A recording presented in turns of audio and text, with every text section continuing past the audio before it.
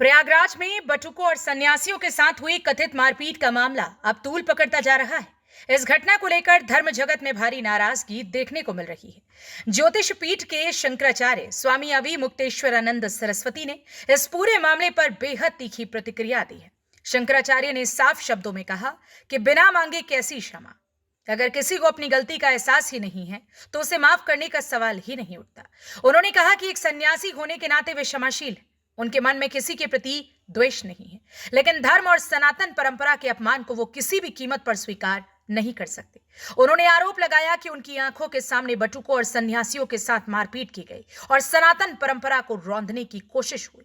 शंकराचार्य ने कहा कि ये केवल व्यक्तियों पर हमला नहीं, बल्कि सनातन संस्कृति और धार्मिक आस्था पर चोट है। उन्होंने स्पष्ट चेतावनी देते हुए कहा कि धर्म के अपमान पर वह चुप नहीं बैठेंगे और इस मुद्दे को लगातार उठाते रहेंगे। बात यह है कि क्षमा करने का प्रश्न ही अभी आया नहीं। क्षमा कब किया जाता है? जब क्षमा करने के लिए कोई कहे कि हमें क्षमा कर दिया जाए, हमें अपनी गलती का एहसास है।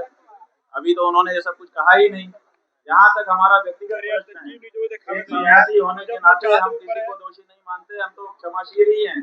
लेकिन हमारे आंखों के सामने जिन भटकों को, जिन वृद्धों को, जिन सन्यासियों को, जिन महात्माओं को, जिन महिलाओं को मारा पीटा गया, सनातन धर्म के प्रतीकों को जिस तरह से रौंदा गया, उसके लिए कैसे क्षमा की जा सकती है, और वो भी बिना मांगे?